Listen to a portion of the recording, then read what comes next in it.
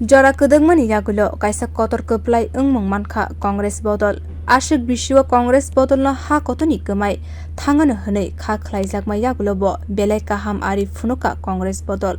khorsatai klayo 2023 bisini 10 May salmari karnataka hasteni bidhansabha chongmarini wngkha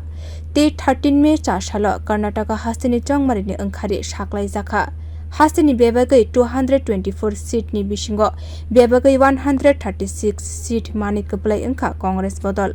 aro BJP bodol mankha 65 JDS mankha 19 te kubni bodol mankha kaibri seats kwplai wngma yagulo Delhi koktuma kuthum panda khlaiei Congress ni ojama Rahul Gandhi saka Karnataka bodolni tangkra rok belaino kaham samung khlaiga naslemungni raida no mechenei hamjakmani raida kwplai wngkha hni saka Rahul Gandhi phaine jora rogobo kogri jakha joto samungno supungnai hni saka bodolni ojama Rahul Gandhi